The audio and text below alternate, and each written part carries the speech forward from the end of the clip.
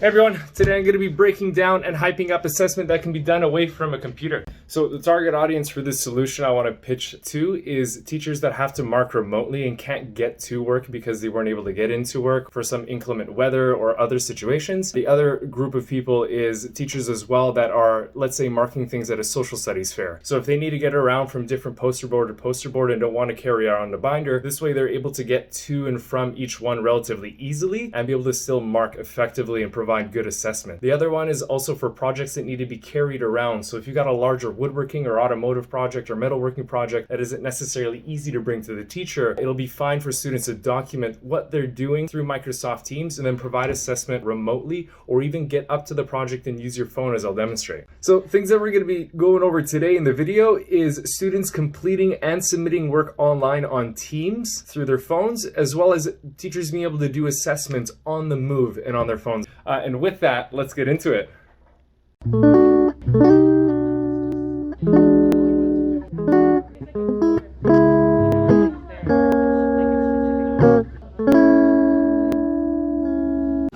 So let's begin by taking a look at what apps we need to download to accomplish the tasks we just talked about. The two apps that we're going to need to be able to accomplish the task today that we've been talking about is Microsoft Teams, which is the one at the top that we can see it's purple, and Microsoft Office 365, which is going to allow students to be able to edit and contribute to documents that we have attached to assignments. Both of these apps are available on the Google Play Store as well as the Apple Store. So being able to download these apps to a mobile device, iPad, or some other sort of tablet shouldn't necessarily be a problem and readily accessible for students. Let's go ahead and open up Microsoft Teams now so I can demonstrate what I've set up in the assignments for us to be able to work remotely and mark remotely. If we go into the 18, open up General, we're not going to be looking in Posts, we're not jumping into Files either. We're going to be heading our way over to Assignments.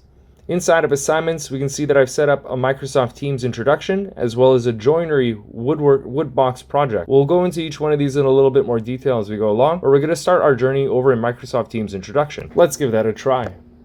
Once we're inside of the Microsoft Teams introduction assignments, we can see the students that we have added into here as well as the assignments that we've returned. We haven't returned any of them, but if I jump down to Allards, we can see that there's an attached document that I've added that they can jump into and open up. What happens from here is it'll pull up a preview window of what's inside the document that they need to do. So we can see there's a spot for them to add their name, date, and block and follow the remaining instructions. They'll be able to click on the Word document here and open it up inside of Office and be able to begin editing it. Back over from the Word document, we're going to take a look back here and see how I'm actually able to provide feedback as well as mark their work. This assignment I use predominantly as just an introduction for students to be able to get used to the learning management software and learn how to interact with it. Let's jump over to the student view. We can see that there are instructions for them to also include photos of geometric shapes that they drew. What that's going to allow them to do is use their mobile device to be able to snap a photo of what they've done and include it with their mobile device,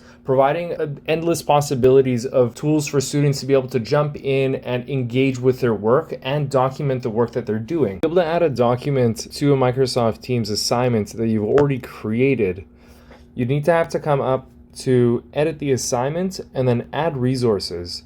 Make sure that when you do add the resources that you make it so students edit their own copy, as it says right here where I'm clicking. Otherwise, students won't be able to edit their own copy and it'll just serve as an additional worksheet or added resource for students to be able to take a look at. So let's go on to talking about adding a rubric. Inside of this assignment, there is no rubric. It's just a completion mark. So students don't get marked using a rubric.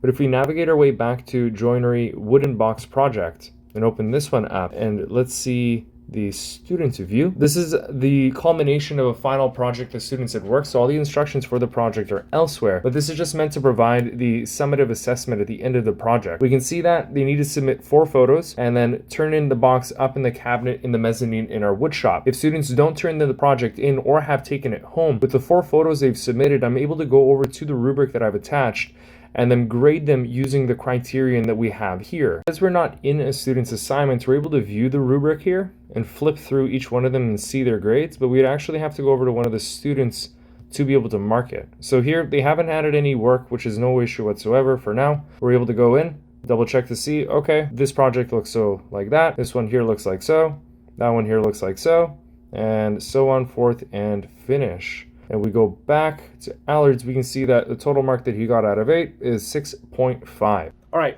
what am I trying to get at here? I'm trying to demonstrate that being able to assess and use different tools that are available to us, like what's available through Microsoft Teams, can change how we access and modify students' work and assess it. By being able to use a phone rather than use a grade book or something that's locked down to a certain location, we're able to tackle different kinds of assessments as well as different projects for students to be able to demonstrate their learning. I think the tools that Microsoft Teams has made available to teachers that we don't necessarily know about are fantastic. So by being able to attach a document, attach a resource to a Microsoft Teams assignment, add a rubric, and then be able to provide feedback inside of the little area provided, I think being able to do it through a phone makes it incredibly convenient, and it might be a little odd to be able to try to start with just because it isn't traditionally how we would approach marking, but the feedback that we provide can happen much more quickly just because of the platform that Microsoft has provided us to be able to assess and give back feedback to students.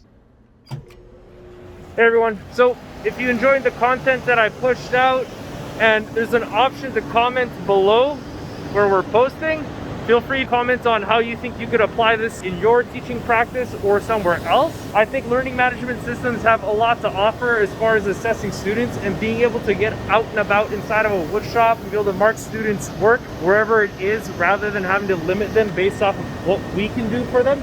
It's a great technology.